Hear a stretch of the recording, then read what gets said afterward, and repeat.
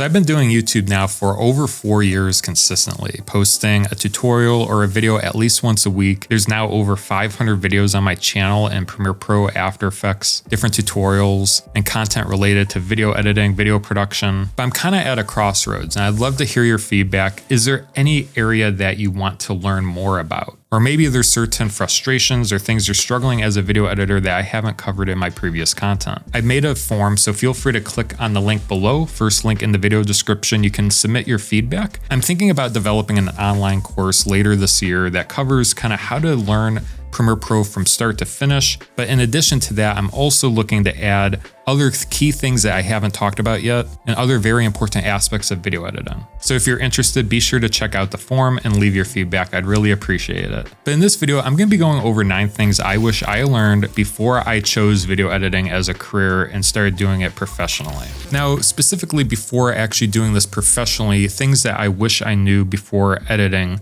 full time, I would say, one of the things is realizing how tiring video editing can be. I remember back in high school when I was first learning video editing and deciding whether I want to pursue it as a career or not, a lot of the animation and video editing classes I would be in and be working on the projects, and my eye would be twitching.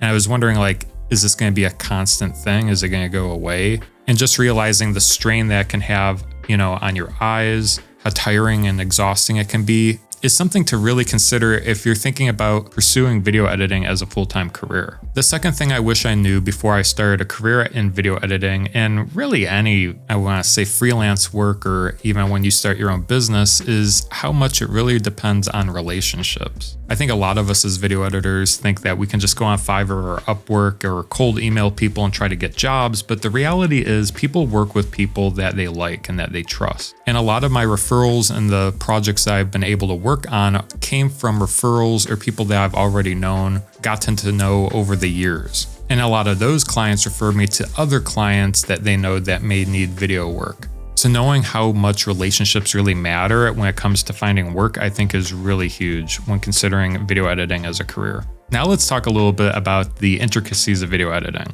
One thing I wish I knew, especially when I started out after learning some things about video editing, is how advanced like color grading or color correcting is. Because on the surface level, okay, we know how to color correct a clip, make sure it's bright enough, maybe it's not too orange or blue, but how do you actually read the graphs, how to understand color space, and like all the science that goes into color correcting and color grading. For example, inside Premiere Pro, like how to read lumetri scopes here, like, I have the RGB parade. What does this actually say? What does this actually mean? You have the histogram, vector scope. Like, what does the vector scope mean when we take a look at this? Or if we right click and go to color space, like what's Rec 709? What's Rec 2020? What do all these mean? And just having a deeper understanding, I wish I knew earlier in my career. The other thing too that I feel like not a lot of video editors know a lot about is like editing audio clips. Like for example, for the longest time, I didn't know of the audio track mixer inside Premiere Pro.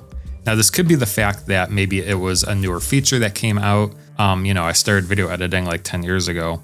And you know how every year Adobe comes out with a new feature or new, tool in the software. It might have been developed at some period and I didn't realize it was there. But just knowing that you can add audio effects not only to the clip, but also to the track mixer as well. And this applies effects to the entire track rather than individual clips. And then even on top of that, like how some of the effects work. What does EQ do to an audio clip? How to add a compressor to an audio clip? A lot of these things I wish I knew earlier in my career. And then there, of course, is video codecs. So, knowing the difference between H.264, H.265, some of the differences in like the extensions such as MKV or maybe MP4.mov. What do these all mean and what you should really use and consider when you're video editing? And then how to deliver the final video. Like, do you deliver it in an MKV file? Do you deliver it in an MP4? How do you manage different frame rates or different resolutions? All those different things. But it's very important, especially when you get into video editing.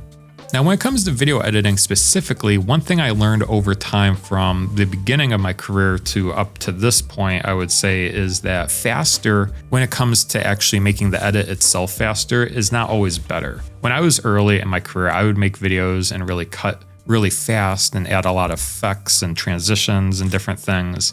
And I realized over time that isn't always best. Effects and transitions and different, elements and cutting fast should really complement the video. You can use those aspects to add energy to your shot, but really at the end of the day, if it doesn't enhance the video, if it interrupts the flow of the video and it becomes too distracting, then you don't want to add as many effects and transitions to the video. And I feel like this skill set kind of comes over time, is understanding when to add an effect or a transition or when to cut faster or slower. And I feel like that's just something you gain experience-wise as you develop as a video editor over time. One other thing too is learning more about After Effects, because I feel like a lot of video editors, they just stick to the editing platform, right? Maybe you're just a Premiere Pro video editor, you're inside that software, you don't want to touch, Adobe After Effects, Adobe Animate, some of the other softwares where you can learn 2D, 3D animation, which is completely fine because after all, those are specialties. But I can't begin to tell you how valuable it is if you know a little bit about After Effects.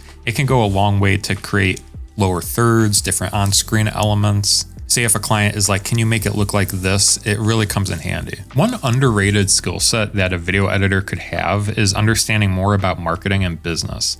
Because remember, at the end of the day, say if you have a client, a customer, maybe they're a business owner and they're looking to create a video for their business, I think understanding how marketing works, how their business works, and how to really pull that into video editing can really go a long way. I mean, you can make the best video in the world, but at the end of the day, if it doesn't convert customers, if it doesn't, achieve the goals of the client, how valuable is that video in the end? And I think this also really comes down to the niche that you're in.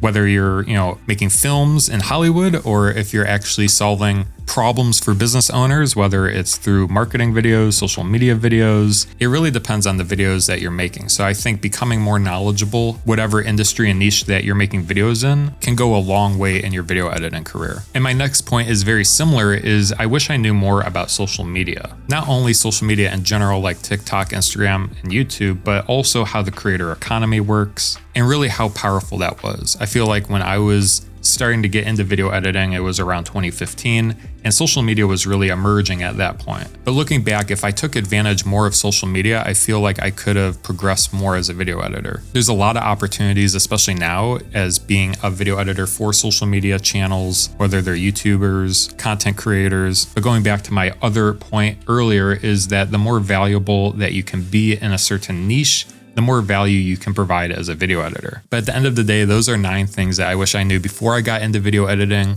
What are some things you wish you knew before you got into video editing? Or maybe you're considering video editing and you have questions. Leave your comments down below and be sure to leave your feedback in the feedback form that I link below. I'd love to hear your thoughts. Any feedback that I get will be implemented into that course that I create later this year. But that does it for this video. I hope you enjoyed it and we'll see you guys in the next one. Take care.